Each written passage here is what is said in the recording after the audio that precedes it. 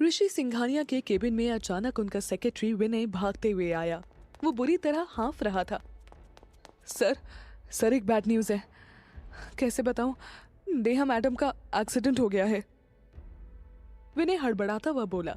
विनय का boss Singhania industries का owner ऋषि accident के बारे में सुनकर सुन पड़ गया।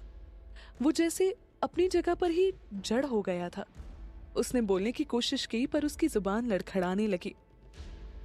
ये कैसे हो सकता है? अभी थोड़ी देर पहले ही तो हम डेट प्लान कर रहे थे। ये अचानक कैसे? ऋषि अपने आप में बड़बड़ाने लगा। उसने जोर से अपनी टेबल पर हाथ मारा।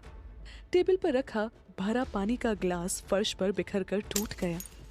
ऋषि का दिल भी कांच के इसी ग्लास की तरह फिर से टूट गया था। ऋषि सिंघानिया दिल्ली का एक जाना माना बिजनेसमैन था और आज तीसरी बार उसके साथ किस्मत ने ये मजाक किया था। नेहा ऋषि की तीसरी मंगेतर थी जिसका अभी कार एक्सीडेंट हुआ था।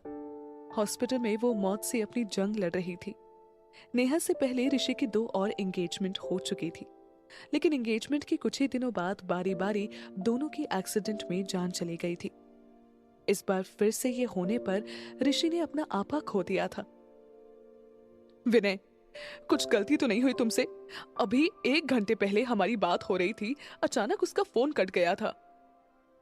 विनय का फेस ऋषि को सच्चाई बयां कर रहा था। ऋषि अब दुखी हो गया था। विनय अपने बॉस को सिंपैथी देते हुए बोला, हाँ सर, तभी उनका फोन बंद नहीं हुआ था। हाईवे पर उनकी कार को एक ट्रक ने पीछे से टक्कर मार दी। विनय ने धीमी आवाज में जवाब दिया, इट्स नॉट पॉसिबल। जाओ फिर से चेक करो, जरूर कोई गलती हुई है, किसी और का एक्सीडेंट हुआ होगा। ऋषि अपने घुटनों पर बैठ विनय से रिक्वेस्ट करते हुए बोला, आई एम सॉरी सर, मेरी कार मैडम से थोड़ी दूर ही थी। एक्सीडेंट मेरी आंखों के सामने ही हुआ। जब मैंने वहां जाकर देखा तो मुझे भी यकीन नहीं हुआ था। मैडम की कार उल्टी पड़ी हुई थी। मैं तुरंत उसको हॉस्पिटल लेकर गया और सीधा यहाँ आया।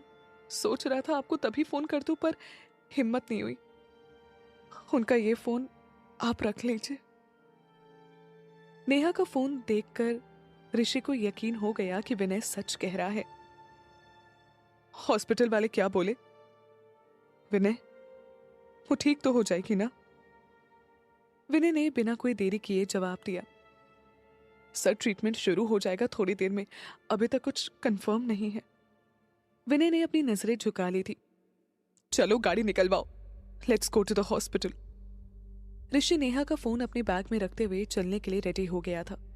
विनय जल्दी से ऋषि की ओर बढ़ा और उसे समझाने लगा, सर प्लीज अभी आप वहां मत जाइए। आप जाएंगे तो मीडिया में खबर पहुंच जाएगी, शायद अभी तक पहुंच भी गई होगी।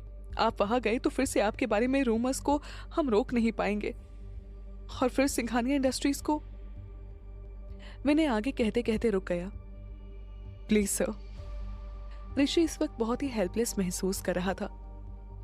विनय, तुम क्या चाहते हो? मैं यहाँ हाथ पर हाथ रखकर बैठा रहूं और वहां वो जिंदगी और मौत के बीच जूझती रहे? सर, डॉक्टर आपको बड़े अच्छे से जानते हैं, वो वहां की पल पल की खबर आपको देते रहेंगे। बस सर आप प्लीज यही रहिए, वहां मत जाइए। इस बात को सुनकर ऋषि वापस अपनी कुर्सी पे बैठ गया और ना जाने किस सोच में डूब गया। विनय अपने बॉस की सिचुएशन समझ रहा था। तभी एक फोन आया और वो केबिन से बाहर चला गया। ऋषि केबिन में अकेला बैठा था।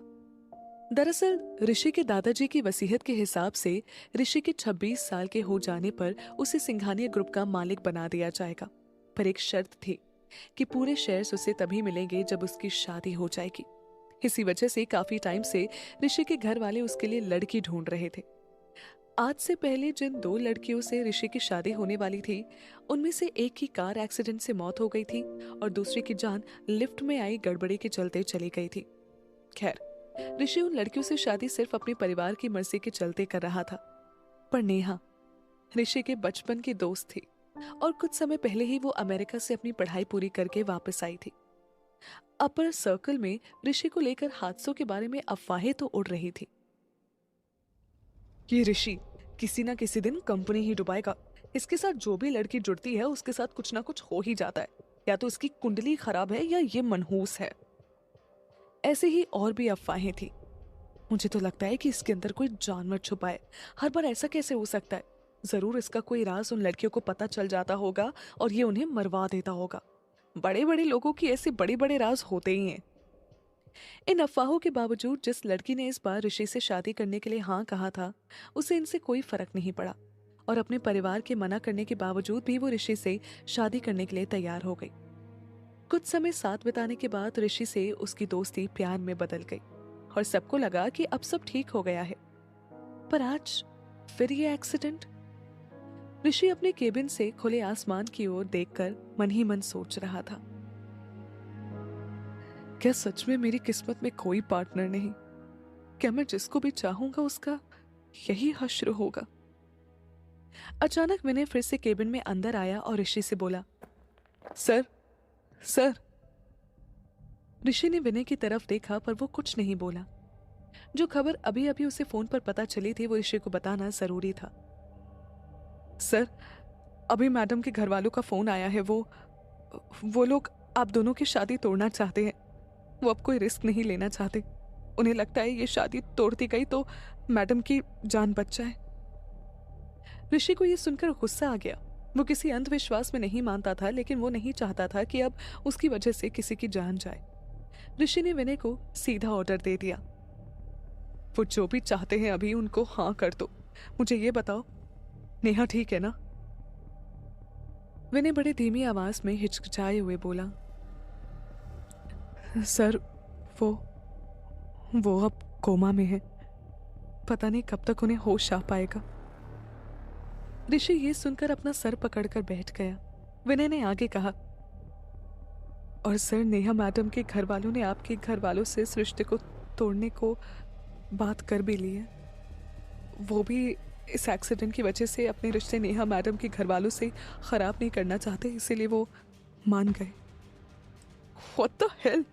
कब तक मैं दूसरों के हिसाब से अपनी लाइफ जीऊंगा? कब तक वो मेरे लिए डिसीजन लेते लेंगे?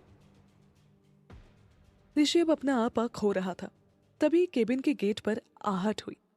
विनय के बुलाने पर असिस्टेंट अंदर आई और उसने ऋषि को देखते हुए कहा, सर, जूही इंडस्ट्री से मिस जूही आई हैं। उनकी अपॉइंटमेंट थी आज आपके साथ। ऋषि को इस वक्त इन सब बातों में कोई दिलचस्पी नहीं थी। वो सेक्रेटरी को मना ही करने वाला था कि विनय बोल पड़ा, उन्हें अंदर आने कह दीजिए। ऋषि को विनय की इस हरकत पर गुस्सा तो आया, पर वो उसके साथ शुरू से कंपनी में था, इसीलिए असिस्टेंट के सामने उसने उसे कुछ नहीं बोला। सेक्रेटरी के जाते ही विनय ऋषि से बोला, सर, जूही इंडस्ट्रीज को हमने काफी बड़ा लोन दिया था, उसी के बारे में बात करने मिस जूही आई हैं। लोन टेन्योर खत्म हो रहा है और अमाउंट बड़ा है, बात करना जरूरी है। विनय की बात पूरी हुई और तभी जूही अंदर आई। उसके चेहरे पर घबराहट साफ थी। विनय और ऋषि को सीरियस देख वो और भी नर्वस होने लगी। खुद को संभालते हुए उसने कहा, हेलो मिस्टर सिंघानिया। इतना कहकर वो ऋषि के बोलने का इंतजार कर रही थी, पर वो कुछ नहीं बोला। जूही को थोड़ा अजीब लगा। वो फिर से बोली, मैं जूही इंडस्ट्रीज के ओनर मिस्टर महेंद्र की बड़ी बेटी जूही पाठक हूं। सर, मैं आपसे हमें दिए लोन के बारे में बात करना चाहती थी। अब भी ऋषि से कोई जवाब ना पाकर जूही रुक गई। तभी विनय ने जूही को बोलते रहने के लिए कहा, मिस जूही, आप प्लीज बोलिए, सर सुन रहे हैं। जूही हड़बड़ाकर आगे बोली, जी वो मैं कह रही थी कि लोन। ऋषि ने अचानक जूही की तरफ देखा और वो रूडली बोल पड़ा, मिस जूही, पूरा दिन नहीं है मेरे पास। जूही डर सी गई। वो हिचकिचाते हुए बोली, आई एम सॉरी सर, वो मैं कह रही थी, मेरे पापा की तबीयत कई दिनों से खराब है, इसीलिए हम अभी लोन चुकाने की हालत में नहीं है। अगर आप हमारे लोन का टेन्योर फिर से बढ़ा देते तो I will do anything, please. मैं हमेशा सिंघानिया इंडस्ट्रीज की लॉयल रहूंगी। ऋषि गुस्से से गुर्रा पड़ा, टेन्योर बढ़ाऊं?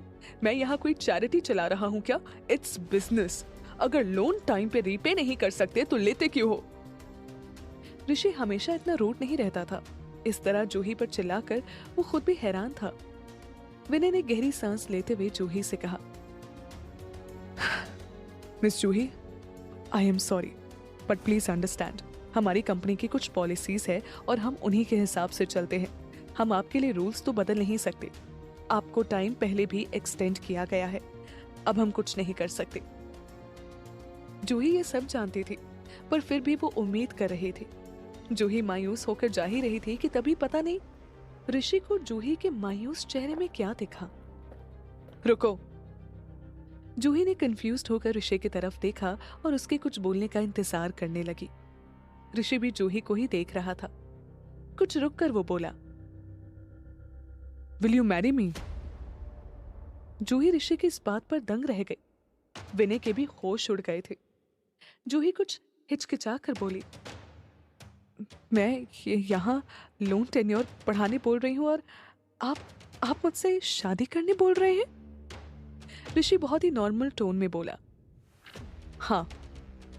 जूही को ऋषि का ये एटीट्यूड बहुत बुरा लग रहा था। वो गुस्से से बोली, मिस्टर सिंघानिया, ये क्या कह रहे हैं आप मुझे जानते भी नहीं हैं। और विनय इस वक्त बस एक बार ऋषि को देखता तो दूसरे ही पल जूही को।